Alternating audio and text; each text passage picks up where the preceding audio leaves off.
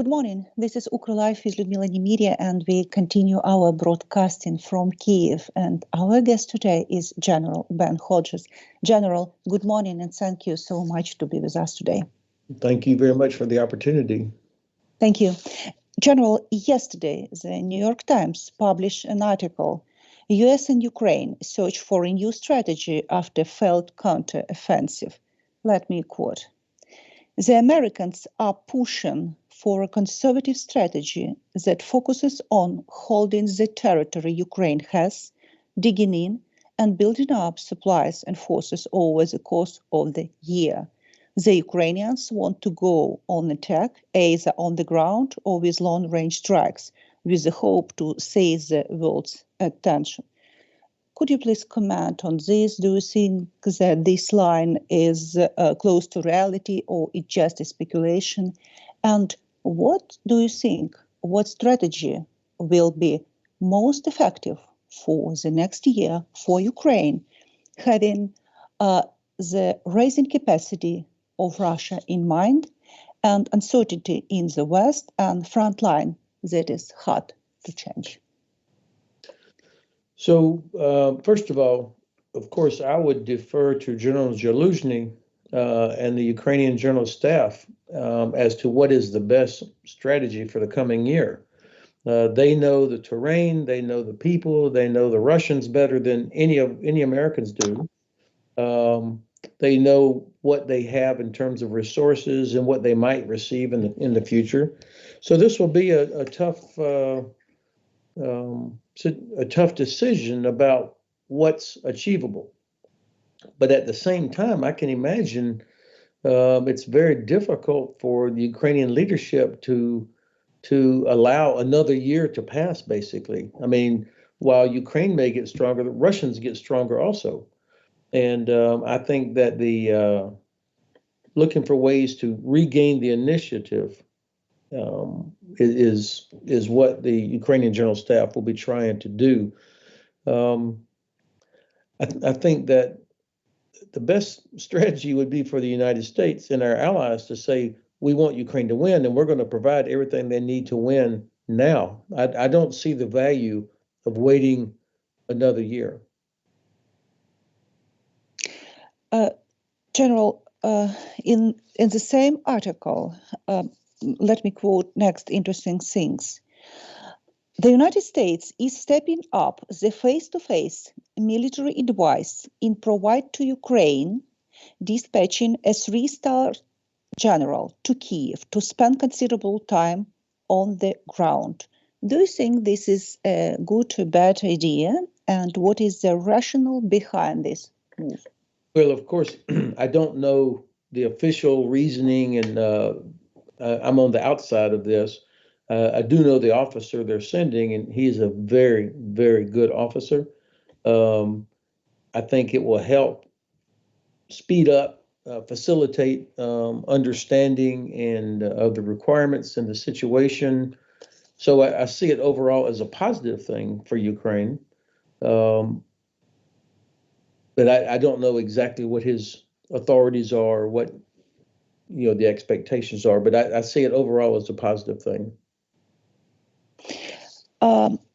In the number of publication in different newspapers and magazines that about the different approach to conduct a war and strategies from Ukraine and American militaries. Do you think this is true, and what is the reason for this misunderstanding? Because you say about the understanding on the previous, during the answer for my previous question. Well, look, once again, I would defer to the Ukrainians here. I mean, Ukrainians are having to. They know the Russians. They understand how the Russians fight, how the Russians think better than we will. And so Ukraine is better suited to figure out how to win than we are. I think that, of course, we can offer some advice. We can offer technical advice. We can help share intelligence. But I don't like the notion of somehow the Pentagon, 5,000 miles away, being better suited to explain to Ukrainians how to defeat Russia. We, to be honest, we have not had much experience in large-scale operations in 20 years. I mean, after the early days of Iraq and Afghanistan, we have not done large-scale operations ourselves and more. And so I think we should be learning more from Ukraine than trying to lecture Ukrainians on how they need to fight. At the beginning of your interview, you say that it is very important for Western allies to say that they want Ukrainian to win. And yesterday, President Biden said that he wants Ukraine to win and America wants Ukraine to win. And what do you think how it would impact strategy and resources? Yeah, that was the first time in 2 years I've heard that. My wife and I both, we set up when we heard the president because she heard it also. Well, wow, that's the first time. So now, if that's really the policy, then let's see the resources go to enable that policy. So even though yesterday was, we didn't get the good news from the Congress that we wanted, it was a positive in that for the first time, I heard the president say, we want Ukraine to win. You say, if it is a real policy, do you think that it will be a real policy? I don't know. What is your expectations? Yeah. It's the way that came out. Let's see if today or the rest of this week, if the White House tries to back up and say, well, that is not a change in policy, then we'll see. But I mean, usually, he was reading something, so I don't think it was an accident. I assume that they discuss this all the time inside the White House and inside the national security staff. If it's true, then it's a good development. General, maybe it's time to make some analysis of mistake which happened last year or this year to predict such mistake next year. What do you think about these mistakes on the battlefield, in help of Ukraine with weapons and with strategy? What do you think? What is your analysis? Well, I think that, of course, from the West, our mistake was to take so long to deliver capabilities that Ukraine needed. To not deliver ATACMS, Taurus, to not provide the tanks earlier, to not provide the F-16s earlier, taking too long, which was what, of course, gave Russia time to build up their defenses. So those were mistakes that we in the West made. I don't know that Ukrainians have made a lot of mistakes. I think that they're doing the best they can with what they have. Now, what I do believe Ukraine should be doing over the next few months as they prepare to regain the initiative.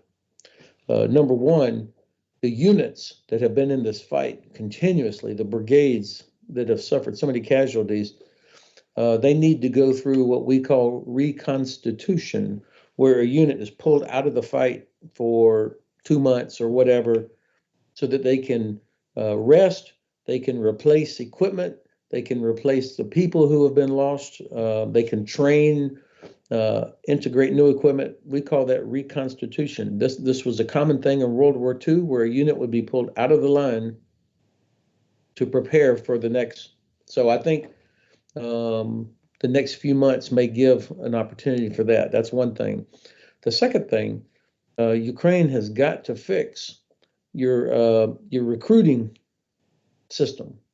There's still, I think, we're not maximizing the efficiency or you don't have a system that is efficient to get new soldiers recruiting.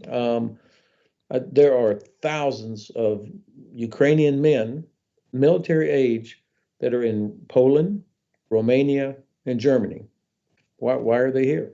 Why are they not in Ukraine? And I think also they're probably the system is not digital. It's still using the mail to inform soldiers to report for duty, or young men to report for duty. I think Ukraine needs to get more serious and more efficient in the manpower situation. And of course, you've got a million young women that are military age also, that perhaps there are more opportunity for women to also help meet the requirements. I think that Ukrainian defense industry, and I know people are working on this, but Ukraine to be able to make its own ammunition. I mean, Ukraine was the heart of Soviet defense industry during the old days. So they know how to do this. And so I think modernizing and improving ammunition production and other things inside Ukraine is also something that's got to be a priority. And then finally, I think over the next few months, improving the ability of Ukrainian soldiers to operate in the electronic warfare environment. You know, the Russians really are very good at this. They have jamming and intercept capabilities. And so we've got to help Ukrainian troops become more effective in that environment also. What do you think now about the Russian army? How effective this army is in renovation, in try to adaptate to new situation? Do you expect that Russia will be ready to action in that way? I think the Russian troops, of course, are not stupid. The Russian leaders are not stupid. I think that what I'm trying to say is individually they're not stupid, but the culture of their institution is not the type that adapts quickly. So they're going to keep using soldiers as cannon fodder because they see that their only chance to win is to drag this out to the point where the West stops wanting to support. That's their only hope. So by just endlessly sending in soldiers to get killed, hundreds every day killed, is an effort to convey to the West that Russia has endless resources and that it's inevitable that they'll win. And that's what feeds the narrative that, like, we need to come to a negotiated settlement. So I think they're going to continue that. But in the meanwhile, technically, they are still able to, they're very good with drones, electronic warfare, and they are able still, despite sanctions, able to produce and import drones, rockets. So they still have that. General, it is very old question, but nevertheless, how it is possible that Russia, Iran, and North Korea is more effective in production of weapons than whole Western country, which is wealthy, which is strong, and here in Ukraine sometimes is not understandable. So it's a question of political will and priorities. Keep in mind that in Russia, North Korea, Iran, they have zero interest in providing for their population. That's not a priority. And so the government can say, make ammunition or make whatever, and we're not going to make things needed for normal domestic consumption. So in the West, in democratic societies where we do have far superior industrial capacity and potential, you still have to have the political will to say we're going to invest money into this, and we have not done it yet. We have not made the decision, the priority, to put our industry in a wartime mode so that they produce more. They can do it. If we got serious, we could be producing a lot more ammunition and HIMARS rockets and all these things. It costs money, so that requires political will, and the collective we, the West, have not done that yet. General, I read many articles that American government invest some millions of dollars to military industry in different states of America, and how effective now is the rebuilding, renovating this military industry